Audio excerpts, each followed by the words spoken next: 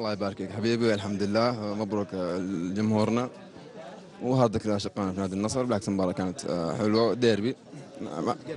حبيبي، والحمد لله ظفرنا بثلاث نقاط عشان نواصل على المنافسة على الدوري، والأهم ثلاث نقاط يعني. كابتن، يعني اليوم كان يمكن النصر مقدم مستوى افضل من الهلال حسب المحللين، انت ايش رايك؟